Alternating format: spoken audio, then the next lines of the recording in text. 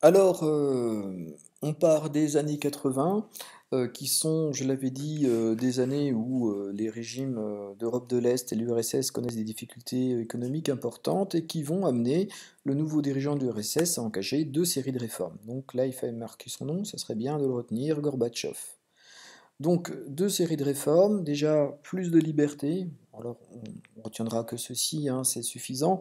Quand je parlais, par exemple, des élections libres, quand je parlais de l'autorisation de l'opposition. Et puis la deuxième, elle est économique avec l'autorisation d'un secteur privé. On n'a plus désormais un monopole de l'État comme c'était le cas dans les régimes communistes.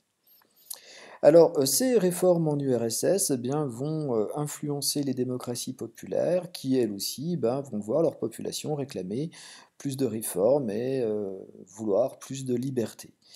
Les 3 conséquences essentielles qu'on va retenir de ce mouvement-là, eh bien, ça va être les conséquences en Allemagne avec date fondamentale 1989, la chute du mur de Berlin. C'est pas la fin de la guerre froide, mais c'est vraiment le moment, comme je l'ai mis en titre, qui annonce la fin de la guerre froide.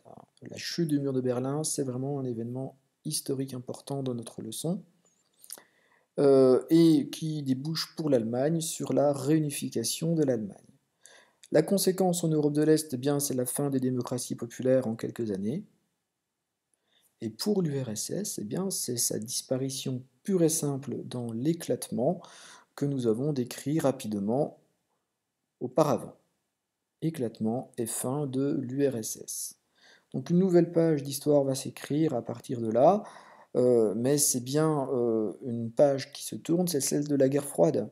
Avec ces événements, depuis la chute du mur de Berlin jusqu'à l'éclatement de l'URSS, la guerre froide se termine.